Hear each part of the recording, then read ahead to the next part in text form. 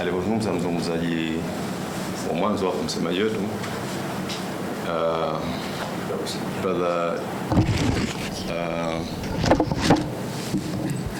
Juma Hussein Kilghai kwamba mkutano wetu wa leo lengo kubwa ni kuzindua hii tafsiri ya Kiswahili, kwa maana kwamba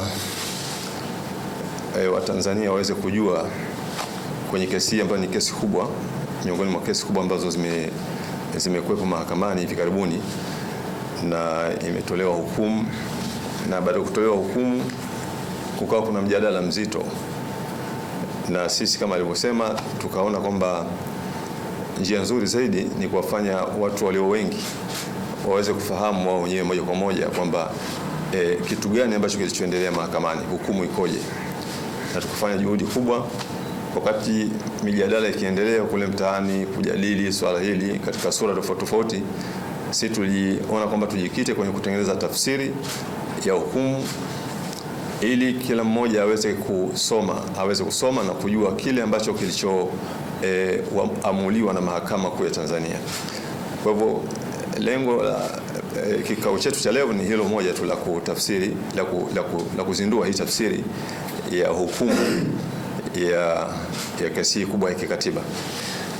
Lakini maswali yametokea haya yanahusiana pia na ile shauri na ni vizuri tukayajibu.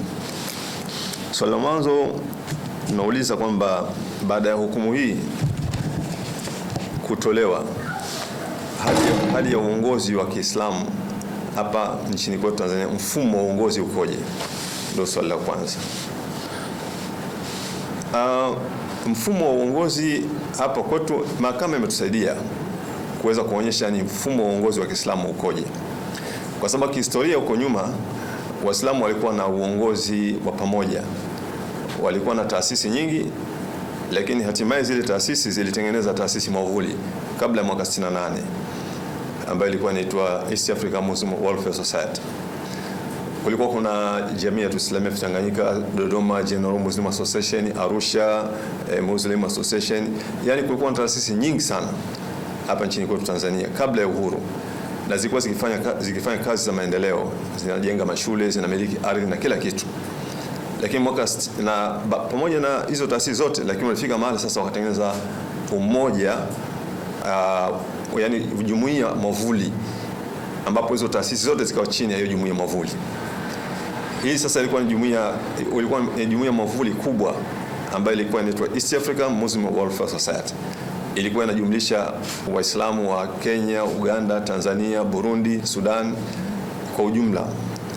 Kwa hivyo huo ndio uongozi ambao tulikuwa nao. Sasa mwaka 68 serikali ilivunja ule uongozi bila sababu. Na kwa bahati nzuri hili limejitokeza katika shauri hili tulipokuwa tuko mahakamani. Majaji waliwauliza mawakili wa serikali kwamba waeleze sababu ambayo ilipelekea serikali kuvunja ile East Africa. Wale majaji walishindwa kupata majibu. Lakini pia mahakama ilikwenda kufanya utafiti katika tamko la serikali la mwaka 68 la kuivunja ile East Africa, kutaka kujua sababu ni ipi. Pia vile vile katika hukumu hii utaona maelezo ya mahakama, wanasema hawakuona sababu za kuvunjwa ile East Africa. Kwa hivyo walipovunjwa sasa ile East Africa, ule uongozi ukabadilika. Maana serikali ilivunja, alafu ikazuia zile taasisi zote zilizokuwepo, alafu ikasimamia kuunda BAKWATA. Baada ya kusimamia kuunda BAKWATA, ikachukua msimamo wa kutangaza kwamba hiki ndio chombo chenu Waislamu wote, mnataka msitake, hili ndio baraza lenu. Kwa hiyo tukahamia kwenye uongozi wa namna hiyo, uongozi wa kulazimishwa kuwa chini ya chombo kimoja, kutoka kwenye uongozi ule wa taasisi huru, halafu zikaunda taasisi kubwa, na ilikuwa na kiongozi wa juu kabisa, alikuwa anaitwa Mufti Hassan bin Amiri. Tukaja kwenye uongozi wa kulazimishwa kuwa chini ya chombo kimoja. Sasa shauri lilipeleka mahakamani lilikuwa la kupinga mfumo tulioletewa na serikali. Kwa hiyo tukaitaka mahakama itoe uamuzi, hali yetu ikoje? Ni kweli kwamba chombo hiki ni chombo kinachowakilisha Waislamu wote kwa mujibu wa sheria? Ndio mahakama imetoa uamuzi, imesema BAKWATA kwanza haijulikani aliyeunda ni nani. Na walipataje haya maelezo, mahakama ilipataje haya maelezo ya kusema kwamba BAKWATA haijulikani imeundwa na nani? Ni kwamba mahakama iliwaomba BAKWATA walete katiba ya mwanzo ya BAKWATA, yani ya mwaka 1968.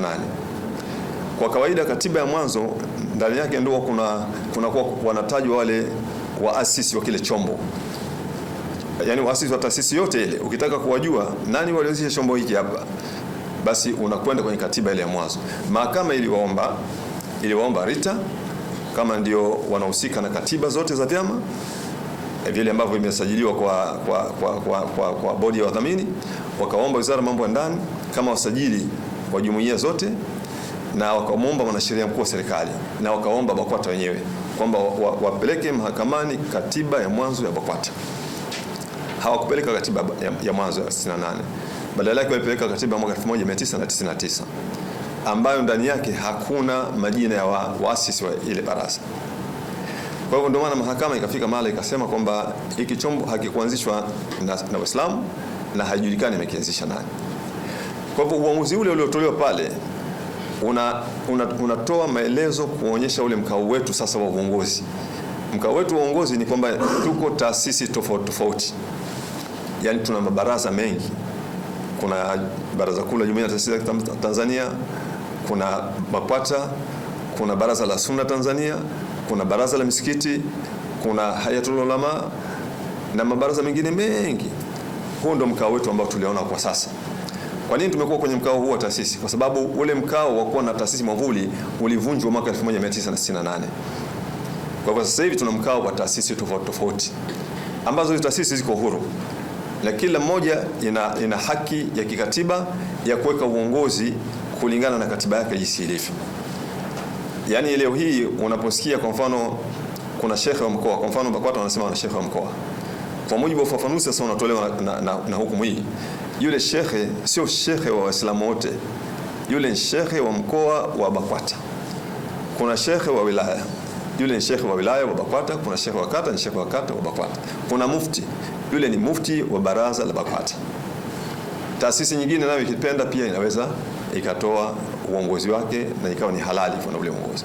Kwa hivyo mkao wetu, swali lako kwamba mkao wetu wa uongozi ukoje, huko hivyo.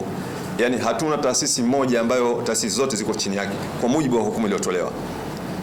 Isipokuwa tunazo taasisi tofauti, zote zimeshasajiliwa serikalini na kwa mujibu wa katiba zao zinaweza zikaendelea kutoa huduma zile ambazo zimeorodheshwa ndani ya katiba zao, na uongozi unatambuliwa kiserikali, kisheria, ule ambao unaelezwa ndani ile katiba ya kila taasisi. Kama kuna katiba kiongozi wake ajua anaitwa amiri, anatambuliwa na serikali.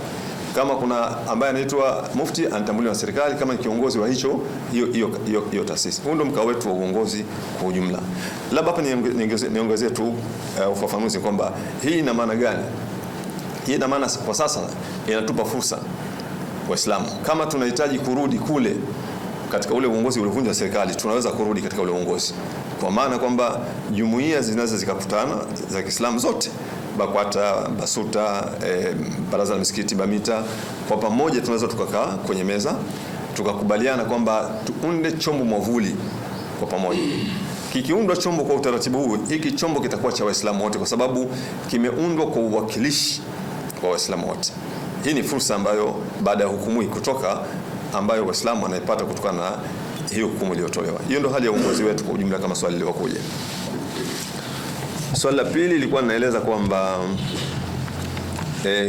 kuna shutuma kwamba tumeshinda shauri hili kutokana na fedha ambazo tulizopewa na moja ya taasisi za Kikristo ndio zimetujengea uwezo wa kuweza kushinda shauri hili. Ndio swali ambalo limeulizwa hapa na mwandishi. Ndugu zangu, la shauri hili lilikuwa liko wazi mahakamani. Mashtaka yaliyopelekwa yamefahamika wazi na pande zote walipewa fursa ya kuweza kujitetea. BAKWATA walipewa fursa, na RITA, msajili wa vyama, mwanasheria mkuu wa serikali, wote hawa walipata fursa ya kujitetea pale mahakamani. Na kwa mujibu wa shauri lilivyokwenda, hapakuwa na dalili zozote zile za rushwa kwa sababu kwa lugha inayotumika hapa kwenye swali hili tafsiri yake ni kwamba sisi tulikuwa na fedha alafu tuliohonga mawakili, tuliohonga majaji. Lakini ukilifuata ile sheria, ukifuata shauri, hakuna mahala popote ambapo unaweza ukaona kwamba inawezekana kabisa hapa kukaa kuna tuhuma za rushwa kati yetu sisi na mahakama, kwa sababu jambo lilikuwa liko wazi. Watu walipewa haki zote BAKWATA na hawa serikali walipewa haki zote. Wao wenyewe walishindwa kuthibitisha yale madai yao ambayo walikuwa wanayatoa ya kuwalazimisha kwamba Waislamu wawe chini ya chombo kimoja ambacho ni BAKWATA.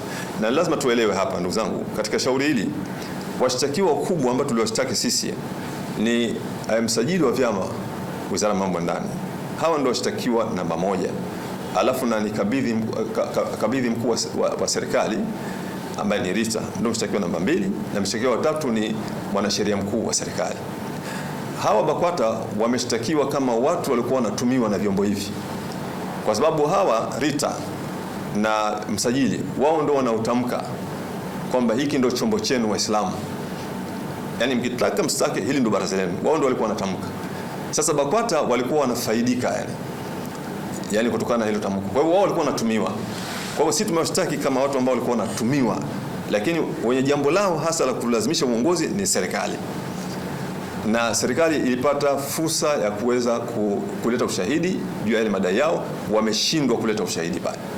Kwa hivyo hapakuwa na dalili zozote zile za rushwa kwamba labda sisi tulikuwa tunahitaji tuwezeshwe tuwe na fedha alafu tuionge mahakama ili mahakama iweze kutoa hukumu ya kutufeva kwetu. Kesi ilikuwa iko open na ni shauri ambalo kila mmoja alipata haki, wala hakuna dalili zozote zile za kulaumiwa. Lakini pia kama kulikuwa kuna tatizo hilo la dalili za rushwa, lingeweza kuripotiwa pia wakati ule shauri linaendelea.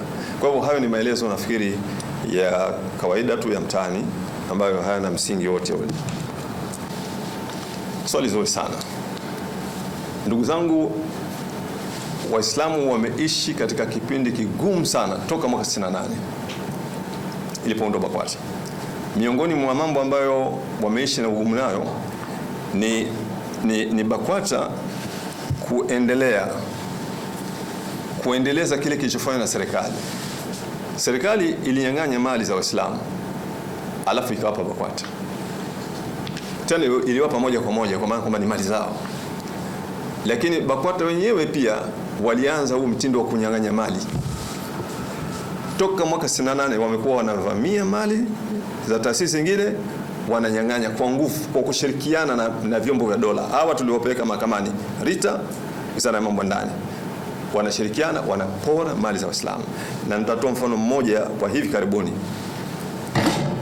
Kule Bugarama, mkoa wa Shinyanga, Kahama, wilaya Kahama, mwaka 2008 vijana walijikusanya kama kundi, vijana wa Kiislamu, wakawa wanatoa huduma kuwasaidia watu wenye shida, matatizo, wanawasaidia. Wakakuwa wale vijana, fikra yao ilipanuka zaidi, wakaona kwa nini tusianzishe shule? Kwa hivyo wale vijana wakanunua ardhi yao. Mimi nimepitia nyaraka zao zote. Wakanunua ardhi yao shilingi 4.4 na 200,000. Halafu wakaongeza ardhi nyingine shilingi 3 million kwa wenye ardhi kabisa.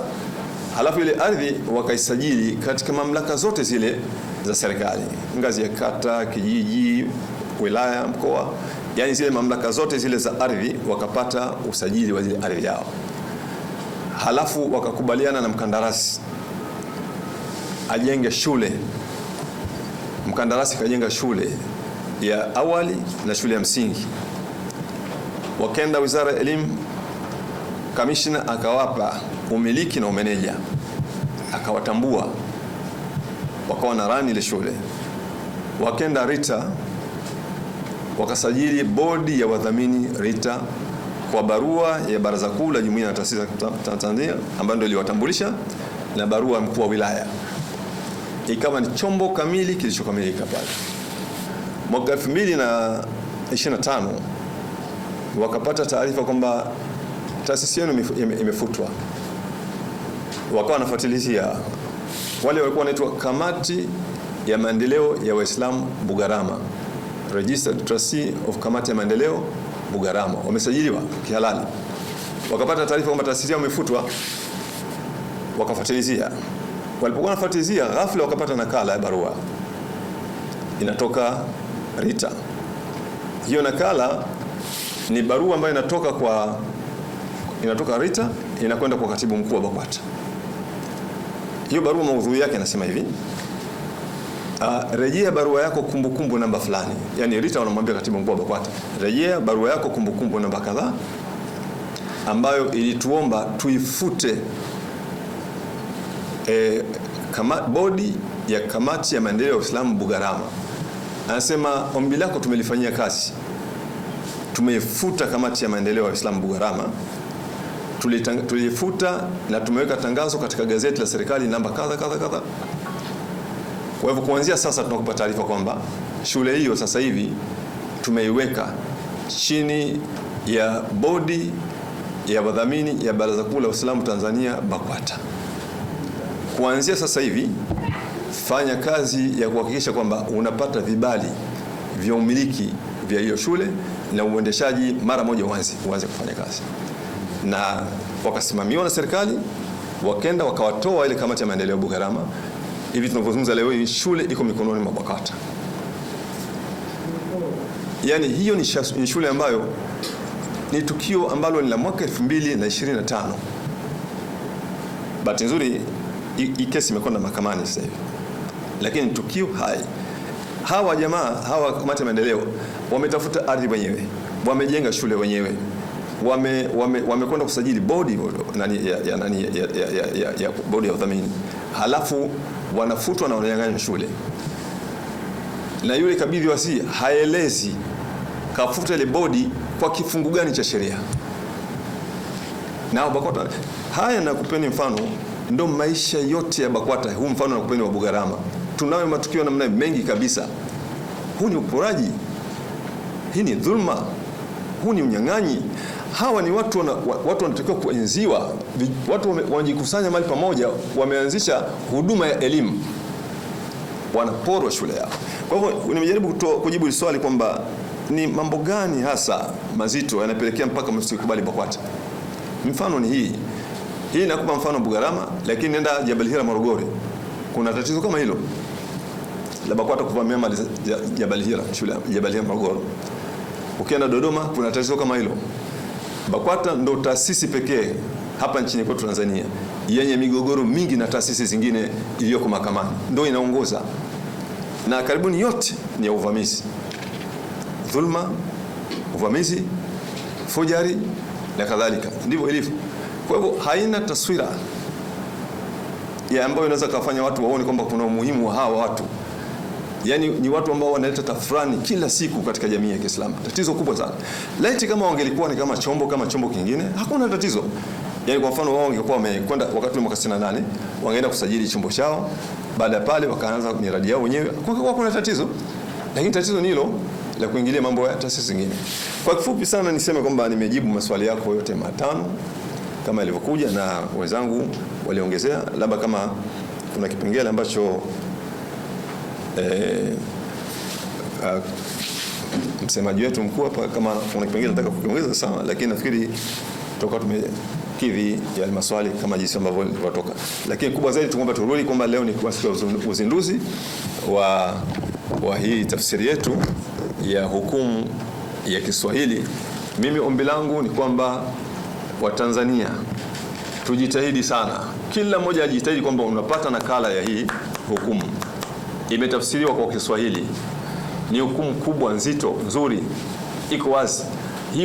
Hayo majadiliano yanaendelea kwa barabarani, watu wanajadili, wanasema mambo chungu mzima, wanasema hivi. Hayo achaneni nayo.